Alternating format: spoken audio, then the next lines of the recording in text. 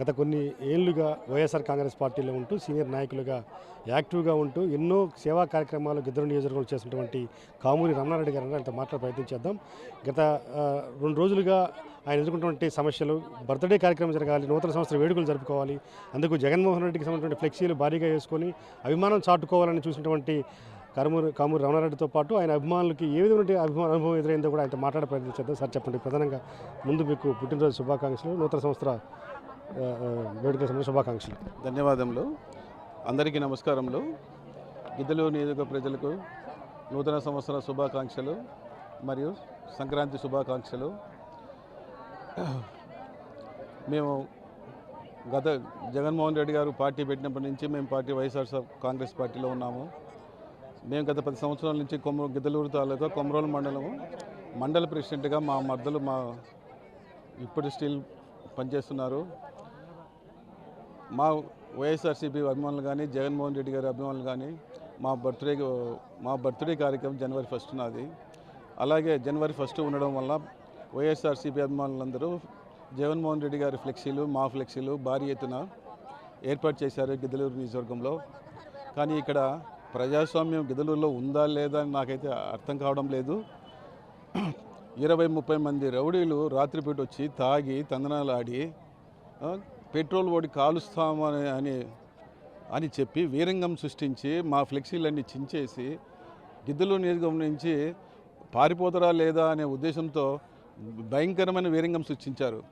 ఆ టైంలో next day మా ప్రైవేటు స్థలంలో జగన్మోహన్ రెడ్డి గారి కటౌట్ 60 అడుగుల కటౌట్ ఏర్పాటు చేశాను. ప్రైవేట్ స్థలం, అది మున్సిపల్ స్థలం కాదు. మున్సిపల్ పర్మిషన్ తీసుకోవాలని అధికారులు అంటారు. అక్కడికి పోతే ఎమ్మెల్యే గారి పర్మిషన్ ఉండాలంటారు. ఎక్కడ పెట్టుకోవాలి మేము?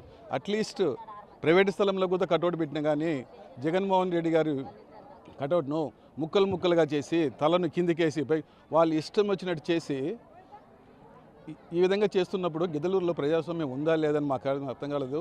గిద్దలూరు నియోజకవర్గ ఎమ్మెల్యే గారు దీని మీద ఫ్లెక్సీల గురించి కాదు ఫోకస్ చేయాల్సింది. ఆయన ప్రజలు మీకు ఇచ్చిన అవకాశము ఫ్లెక్సీల గురించి, రౌడీజం చేయడానికి కాదు మీకు ఇచ్చిన అవకాశము. మీరు చేయాల్సింది ఏంటంటే గిద్దలూరు అభివృద్ధి గురించి మీరు ఆలోచించాలి. కానీ ఇట్లాంటి చిల్లర పనులు చేయకూడదండి.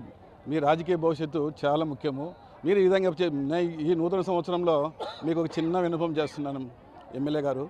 తప్పకుండా మీరు అభివృద్ధి గురించి ఆలోచించండి, ప్రజల గురించి ఆలోచించండి. ఇక్కడ ఏం జరుగుతుందో మీ అందరికీ తెలుసు. ఇక్కడ కార్యకర్తలు, వైఎస్ఆర్సీపీ కార్యకర్తలు ఎంత ఇబ్బంది పడుతున్నారంటే చాలా ఇబ్బంది పడుతున్నాం. వాళ్ళ కోసం మేము రాత్రింబవళ్ళు పనిచేసి ఇప్పటి నుంచి ఏ కార్యకర్త అయినా ఫోన్ చేసినా వాళ్ళ కోసం సుఖం పొద్దునే వచ్చి వాళ్ళ క్షేమం కోసం పాటుపడతానని చెప్తున్నాను. మా ముఖ్య ఉద్దేశం ఏంటంటే జగన్మోహన్ రెడ్డి గారు తప్పకుండా నెక్స్ట్ సీఎం చేసుకోవాలని మా రక్తంలో జీర్ణించుకొని పోయింది.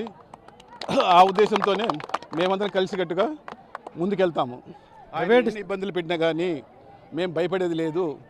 ఇప్పటి నుంచి ఆలోచించమని ఎమ్మెల్యే గారికి హెచ్చరిస్తున్నాను.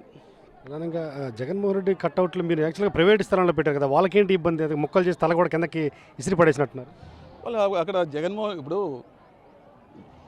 అశోక్ రెడ్డి అన్న గారు గెలిచింది ఇక్కడ జగన్మోహన్ రెడ్డి బొమ్మ పెట్టుకొని గెలిచాడు. కానీ ఈరోజు ఆయన బొమ్మనే ముక్కలు చేసేసిందంటే ఎంతవరకు సమంజసం చెప్పండి మీరు? ఒకసారి ఆలోచించాలా ప్రజలు. కానీ ఇక్కడ ఏం జరుగుతుంది గిద్దలూరు నియోజకవర్గంలో ప్రజాస్వామ్యం ఉందా లేదా అని కూడా ఆలోచించాలి కదా.